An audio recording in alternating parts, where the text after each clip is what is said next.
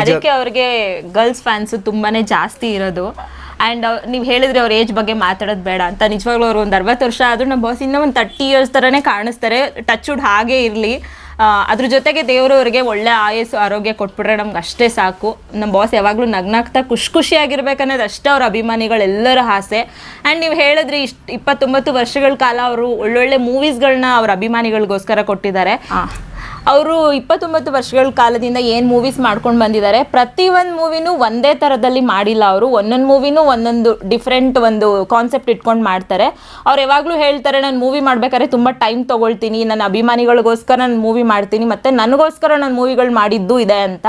Sudeep sir ನಮ್ಮನ್ನ ಯಾವ ಥರ ಎಂಟರ್ಟೈನ್ ಮಾಡ್ತಾರೆ ಅಂದರೆ, ಒಂದು ನಿಮಗೆ ಗೊತ್ತಿರ್ಬೋದು, ಬಿಗ್ ಬಾಸಲ್ಲಿ ನಿರೂಪಕರಾಗಿ ನಮ್ಮನ್ನು ಎಂಟರ್ಟೈನ್ಮೆಂಟ್ ಮಾಡ್ತಾರೆ. ಮೂವೀಸಲ್ಲಿ ವಿಲನ್ ಕ್ಯಾರೆಕ್ಟರ್ ಮಾಡಿ ಎಂಟರ್ಟೈನ್ ಮಾಡಿರೋದು ಇದೆ. ಅವ್ರನ್ನ ತುಂಬ ಜನ ಬೇರೆ ಬೇರೆ ಅವ್ರನ್ನ ಅಪ್ಕೊಂಡಿದ್ದೆ ಅವ್ರ ಆ್ಯಕ್ಟಿಂಗೋಸ್ಕರ. ಸೊ ಬರೀ ಕನ್ನಡದಲ್ಲಿ ಮಾತ್ರ ಅವ್ರಿಗೆ ಅಭಿಮಾನಿಗಳಿಲ್ಲ, ಆಲ್ ಓವರ್ ಇಂಡಿಯಾ ಅವರಿಗೆ ಅಭಿಮಾನಿಗಳಿದ್ದಾರೆ. ಆ್ಯಂಡ್ ಅವರು ಪ್ರತಿಯೊಂದು ಮೂವಿನಲ್ಲೂ ಏನಾದರೂ ಒಂದು ಕಾನ್ಸೆಪ್ಟ್ ಇಟ್ಕೊಂಡೇ ಒಂದು ಮೂವಿನ ಮಾಡ್ತಾರೆ. ಅದು ನಮಗೆ ತುಂಬಾ ಇಷ್ಟ ಆಗುತ್ತೆ. ಆ್ಯಂಡ್ ಜಾಸ್ತಿ ಅವ್ರನ್ನ ರೊಮ್ಯಾಂಟಿಕ್ ಮೂವೀಸಲ್ಲಿ ನೋಡೋಕ್ಕೆ ಇಷ್ಟಪಡ್ತೀವಿ. ಬಟ್ ನಮ್ಮ ಬಾಸ್ ಏನು ಮಾಡ್ತಿದ್ದಾರೆ ಅಂದರೆ, ಇತ್ತೀಚೆಗೆ ಸ್ವಲ್ಪ ಜಾಸ್ತಿ ಫೈಟಿಂಗ್ ಮೂವೀಸೇ ಮಾಡ್ತಿದ್ದಾರೆ. ದಯವಿಟ್ಟು ಹುಡುಗಿರಿಗೋಸ್ಕರ ಗರ್ಲ್ಸ್ ಫ್ಯಾನ್ಸು ಇದ್ದೀವಿ ಬಾಸ್, ನಿಮಗೆ ಬರೀ ಬಾಯ್ಸ್ ಮಾತ್ರ ಇಲ್ಲ. ಮ್ಯಾಕ್ಸ್ ಮೂವಿಲಿ ತುಂಬ ಚೆನ್ನಾಗಿ ಮೂವಿ ಬಂದಿದೆ. ಅದರಲ್ಲಿ ನಿಮಗೆ ಹೀರೋಯಿನ್ ಇಲ್ಲ ಅಂದರೂ ಪರವಾಗಿಲ್ಲ, ಅಟ್ಲೀಸ್ಟ್ ನಿಮ್ಮನ್ನು ಒಂಚೂರು ರೊಮ್ಯಾಂಟಿಕ್ ಆಗು ತೋರಿಸಿಲ್ಲ, ನಮ್ಗೆ ಅದು ತುಂಬ ಬೇಜಾರಾಯಿತು. ಬಟ್ ಬೇಜಾರಾಗೋದ್ರ ಜೊತೆಗೆ ಒಂದು ಒಳ್ಳೆ ಮೂವಿ ಕೊಟ್ಟಿದ್ದೀರಾ. ನಿಮ್ಮನ್ನು ತುಂಬ ಚೆನ್ನಾಗಿ ಅಷ್ಟು ವರ್ಷ ನಾವು 2 ವರ್ಷ ನಿಮ್ಮ ಮೂವಿ ನೋಡಿದೆ ಕಾದು ಮ್ಯಾಕ್ಸ್ ಮೂವಿ ನೋಡಿದ್ದಿದೆಯಲ್ಲ.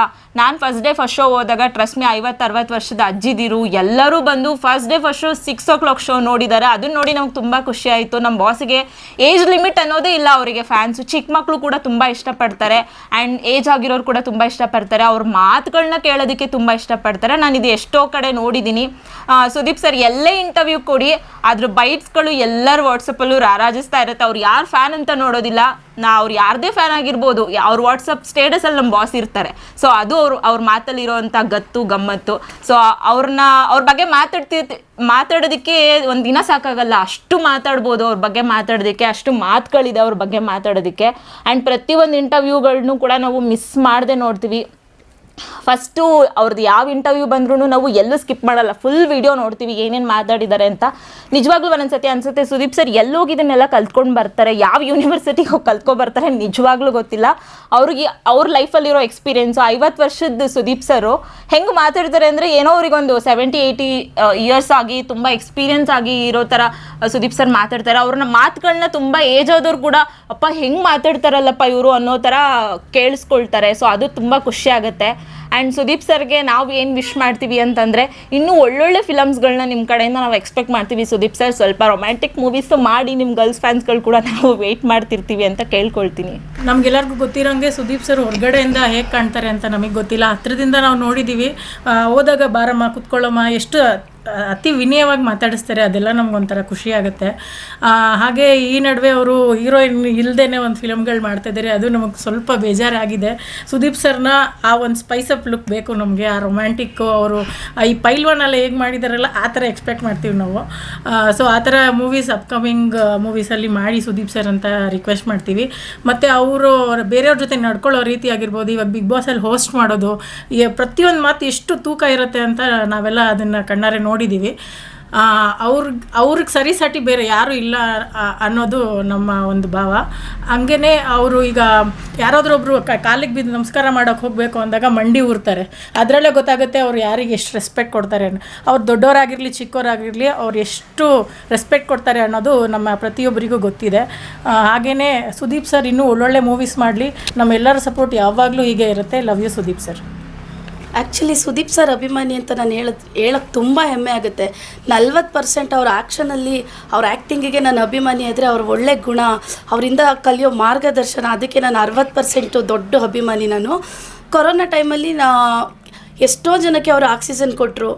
ಮತ್ತು ಫಿಲಿಮ್ ಇಂಡಸ್ಟ್ರಿಲೇ ವಯಸ್ಸಾಗಿರೋರಿಗೆ ಎಲ್ರಿಗೂ ಅವರು ಡ್ರೈ ಫ್ರೂಟ್ಸು ಮತ್ತು ಆಹಾರ ಧಾನ್ಯಗಳು ಅವ್ರ ಮನೆ ಬಾಗಿಲಿಗೆ ಕೊಟ್ಟು ಕಳಿಸಿದ್ರು. ಒಂದು ಇಂಟರ್ವ್ಯೂದಲ್ಲಿ ನೀವು ನಮಗೆ ಕೊಟ್ಟು ಕಳಿಸಿದ್ರಿ ಅಂತ ಒಬ್ಬರು ವಯಸ್ಸಾದವ್ರು ಕೇಳಿದಾಗ, ನಾನಲ್ಲ ಯಾರೋ ನನ್ನ ಹೆಸರಲ್ಲಿ ಕಳಿಸಿರಬಹುದು, ಅವ್ರ ಗುಣ ಅವ್ರಿಗೆ ಮಾತ್ರನೇ ಸಾಟಿ. ಅದು ಇನ್ನೊಬ್ಬರು ಅವ್ರ ಥರ ಇದ್ದಾರೆ ಅಂತ ಹೇಳ್ಕೊಳ್ಳೋಕ್ಕೂ ನಮಗೆ ಸಾಧ್ಯ ಇಲ್ಲ.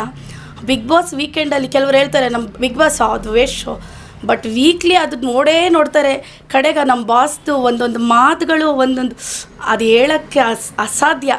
ಒಂದೊಂದು ಮಾತು ಒಂದೊಂದು ಅರ್ಥಗರ್ಭಿತ, ತುಂಬ ಸಾಲ ಅದು ಅರ್ಥಕೊಳ್ಳೋರ್ಗಾದರೆ ಅದು ಒಂದು ವೇದ ವಾಕ್ಯನೇ ಸರಿ, ಅಷ್ಟು ಚೆನ್ನಾಗಿ ಹೇಳ್ತಾರೆ ನಮ್ಮ ಬಾಸು. ನಾನು ಎಷ್ಟೋ ಸರಿ ನಮಗೆ ಜೀವನನೇ ಬೇಡಪ್ಪ ಅನ್ನೋ ಫೀಲಿಂಗಲ್ಲಿದ್ದಾಗ ನಮ್ಮ ಬಾಸ್ದು ಒಂದು ಸಾಂಗು ಅಥವಾ ಒಂದು ಅವ್ರು ಹೇಳಿರೋ ಮಾತು ಕೇಳಿದ್ರೆ ಜೀವನ ಉತ್ಸಾಹ ಬರುತ್ತೆ. ಇದು ನನ್ನ ಪರ್ಸ್ನಲ್ಲಾಗಿ ಆಗಿರೋ ಅನುಭವ. ನಮ್ಮ ಬಾಸ್ ಅಂದರೆ ಒಂದು ಅದ್ಭುತನೇ ಸರಿ. We love you Kiccha Sudeep sir. Okay, ಈಗ ಕಿಚ್ಚ ಸುದೀಪ್ ಅವರು ಏನು ಬಿಗ್ ಬಾಸ್ನ ಇಷ್ಟು ವರ್ಷಗಳ ಕಾಲ 11 ವರ್ಷಗಳ ಕಾಲ ಹೋಸ್ಟ್ ಮಾಡ್ಕೊಳ್ತಾ ಬಂದಿದ್ರು.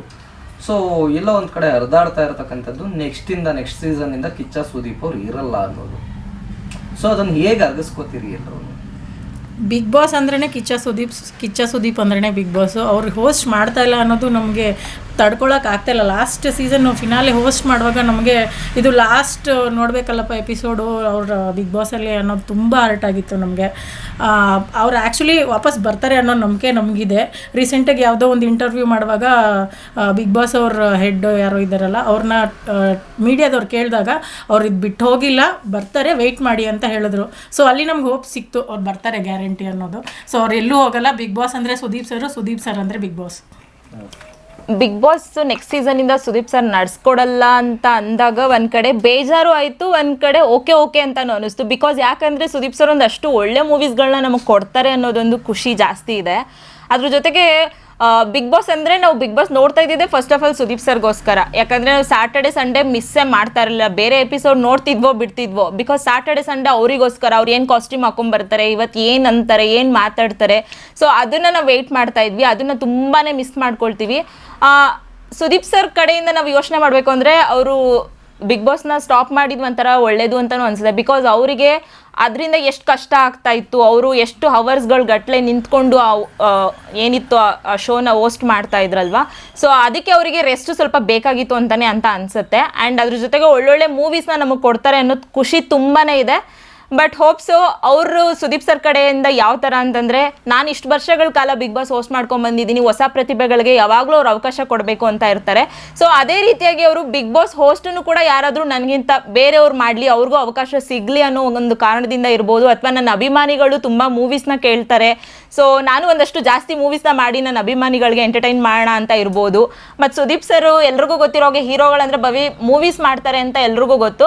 ಬಟ್ ನಮ್ಮ ಸುದೀಪ್ ಸರ್ ಮಲ್ಟಿ ಟ್ಯಾಲೆಂಟೆಡ್. ಈ ಕಡೆ ಕ್ರಿಕೆಟ್ಗೆ ಹೋಗ್ತಾರೆ, ಈ ಕಡೆ ಮ್ಯಾಚ್ ಆಡ್ತಾರೆ, ಎರಡೂ ಒಂದೇ. ಈ ಕಡೆ ಕ್ರಿಕೆಟ್ ಆಡ್ತಾರೆ, TV ಹೋಸ್ಟ್ ಮಾಡ್ತಾರೆ, ಸಿಂಗರು, ಬೇರೆ ಲ್ಯಾಂಗ್ವೇಜಸಲ್ಲೂ ಮೂವಿ ಮಾಡ್ತಾರೆ. ತುಂಬಾ ಮಲ್ಟಿ ಟ್ಯಾಲೆಂಟೆಡ್ ಆಗಿರೋದ್ರಿಂದ ಅವ್ರಿಗೆ ಒಂದು ಕಡೆ ಇರೋದಕ್ಕೆ ಆಗೋದಿಲ್ಲ. ಸೊ ಅದರಿಂದ ಅವರು ಬಿಗ್ ಬಾಸ್ ಹೋಸ್ಟ್ ಬಿಟ್ಟಿದ್ದು ಬೇಜಾರ್ ಜೊತೆಗೆ ಖುಷಿನೂ ಜಾಸ್ತಿ ಇದೆ. ಬಿಗ್ ಸ್ಕ್ರೀನಲ್ಲಿ ಅವ್ರನ್ನ ಬೇಗ ನೋಡ್ಬೋದು ಅಂತ. ಸೊ ಹೋಪ್ಸು ಬಿಗ್ ಬಾಸಲ್ಲಿ ಬರಲಿ ಅಂತಲೂ ಕೇಳ್ಕೊಳ್ತೀನಿ. ಅವ್ರ ಪ್ರಕಾರ ಬೇರೆಯವ್ರಿಗೆ ಆಪರ್ಚುನಿಟಿ ಸಿಕ್ಕಿದ್ರು ಇಟ್ಸ್ ಓಕೆ, ನೋ ಪ್ರಾಬ್ಲಮ್. ನಮ್ಮ ಬಾಸ್ಗೆ ಸ್ವಲ್ಪ ರೆಸ್ಟ್ ಸಿಗುತ್ತೆ, ಒಂದಷ್ಟು ಒಳ್ಳೆ ಮೂವೀಸ್ ಮಾಡ್ತಾರೆ, ಅವ್ರನ್ನ ಆಗ ಬೇಗ ಬಿಗ್ ಸ್ಕ್ರೀನಲ್ಲಿ ನೋಡಿ ಖುಷಿ ಪಡ್ಬೋದು ಅಂತಲೂ ಅನಿಸುತ್ತೆ. ಸೌಮ್ಯ ಮೇಡಮ್, ಇವಾಗ ಹನುಮಂತ್ ಅವರು ಗೆದ್ದಿದ್ದಾರೆ ಈ ಸೀಸನ್ ಅಲ್ಲಿ, ಸುದೀಪ್ ಅವರು ನಡ್ಸ್ಕೊಟ್ಟಂತ ಬಿಗ್ ಬಾಸ್ ಅಲ್ಲಿ. ಹೌದು, ತುಂಬಾ ಖುಷಿ ಆಗುತ್ತೆ ಸರ್. ಒಂದೊಂದ್ಸತಿ ಅನ್ಸುತ್ತೆ ಅವ್ರ ಅಭಿಮಾನಿಗಳು ಯಾರನ್ನ ಇಷ್ಟಪಡ್ತಿರ್ತಾರೋ ಅದೇ ಸುದೀಪ್ ಸರ್ ಇಷ್ಟನೂ ಆಗಿರುತ್ತೆ ಅಂತ. ಸುದೀಪ್ ಸರ್ಗೆ ಹೆಂಗಂದ್ರೆ ಒಬ್ಬ ವ್ಯಕ್ತಿನ ನೋಡಿದ ತಕ್ಷಣ ಅವರು ಅನಲೈಸ್ ಮಾಡ್ಬಿಡ್ತಾರೆ ಆ ವ್ಯಕ್ತಿ ಯಾವ ತರ ಅಂತ. ಹನುಮಂತ್ ಅವರ ಇನ್ನೋಸೆನ್ಸ್ ನಮ್ಮ ಬಾಸಿಗೆ ತುಂಬಾನೇ ಇಷ್ಟ ಆಗಿತ್ತು. ಬಿಕಾಸ್ ಅವ್ರನ್ನ ಮಾತಾಡಿಸ್ತಾ ಇದ್ದಿದ್ದ ರೀತಿಯಲ್ಲೇ ನಮಗೆ ಗೊತ್ತಾಗ್ತಾ ಇತ್ತು ನಮ್ಮ ಬಾಸ್ಗೆ ಅವ್ರು ತುಂಬಾ ಇಷ್ಟ ಆಗಿದ್ದಾರೆ ಅಂತ. ಬಿಕಾಸ್ ನಮ್ಮ ಸುದೀಪ್ ಸರ್ ಯಾರೇ ಅಭಿಮಾನಿಗಳಾಗಿರ್ಲಿ ಹೋದಾಗ ಅವ್ರು ಎಷ್ಟು ತುಂಬಾ ಹೇಗೆ ಮಾತಾಡಿಸ್ತಾರೆ ಅಂದರೆ ತುಂಬ ಪರಿಚಯ ಇರೋರ ಥರ ಮಾತಾಡಿಸ್ತಾರೆ. ಎಸ್ಪೆಷಲಿ ಲೇಡೀಸ್ ಫ್ಯಾನ್ಸ್ ಹೋದಾಗಲೂ ಅಷ್ಟೇ ಅವರು ತುಂಬ ಚೆನ್ನಾಗಿ ಮಾತಾಡಿಸ್ತಾರೆ. ನಾವೇ ಬೈದಲ್ಲಿ ಅವ್ರನ್ನ ಸರ್ ಚೆನ್ನಾಗಿದ್ದೀರಾ ಅಂತಲೂ ಕೇಳಿರೋದಿಲ್ಲ, ಬಟ್ ಅವರು ನಾವು ಹೋದ ತಕ್ಷಣ ನಮ್ಮ ಹೆಸರು ನೆನ್ಪಿಟ್ಕೊಂಡಿರ್ತಾರೆ. ಸಮ್ಟೈಮ್ಸು ನೆನ್ಪಿಟ್ಕೊಂಡು ನಮ್ಮ ಹೆಸರು ಸಮೇತ ಅವರು ಚೆನ್ನಾಗಿದ್ದೀರಾ ಸೌಮ್ಯ ಅಂತ ಕೇಳಿದ್ದು ಇದೆ. ಅದು ನಮಗೆ ತುಂಬಾ ಖುಷಿ ಆಗುತ್ತೆ. ಹನುಮಂತ್ ಅವರು ವಿನ್ ಆಗಿದ್ದು ಸುದೀಪ್ ಸರ್ಗೂ ತುಂಬಾ ಖುಷಿ ಆಯಿತು ಅಂತ ನಮ್ಗೆ ಅನಿಸ್ತು. ಆ್ಯಕ್ಚುಲಿ ಅವರು ಒಬ್ಬರು ಹಳ್ಳಿ ಪ್ರತಿಭೆ, ನಿಜವಾಗ್ಲೂ ಹೇಳ್ತಾರೆ ಅವರು ಸ್ಟ್ರಾಟಜಿ ಮಾಡಿದ್ರು ಅದು ಮತ್ತೊಂದು ಅದೆಲ್ಲ ನಮಗೆ ಗೊತ್ತಾಗೋದಿಲ್ಲ. ಬಟ್ ಅವ್ರು ಒಳ್ಳೆ ಮನಸ್ಸು ಗೆದ್ದಿದೆ, ಅದರಲ್ಲಿ ಸುದೀಪ್ ಸರ್ಗೂ ಖುಷಿ ಇದೆ ಅಂತ ನಾವು ಭಾವಿಸ್ತೀವಿ. ಅವ್ರ ಅಭಿಮಾನಿಗಳದ್ದು ನಮಗೂ ತುಂಬ ಖುಷಿ ಇದೆ, ಒಂದು ಒಳ್ಳೆ ಗೆಲುವು ಸಿಕ್ತು ಅಂತ. ಅದು ಸೀಸನ್ 11 ಸುದೀಪ್ ಸರು ಲಾಸ್ಟ್ ಸೀಸನ್ ಅಂತ ಹೇಳಿರ್ಬೋದು, ಬಟ್ ಆ ಸೀಸನಲ್ಲಿ ಒಂದು ಒಳ್ಳೆ ಮನಸ್ಸಿರುವಂಥ ಹುಡುಗ ಗೆದ್ದಿದ್ದು ತುಂಬಾ ಖುಷಿ ಕೊಡ್ತು. ಓಕೆ, ಮತ್ತೆ ಸೌಮ್ಯ ಅವರೇ, ಈಗ ಏನ್ ಬಿಗ್ ಬಾಸ್ ಆಯ್ತು, ಕೆಲವರ ಒಂದು ಅಂದ್ರೆ ಸುದೀಪ್ ಅವರ ಅಭಿಮಾನ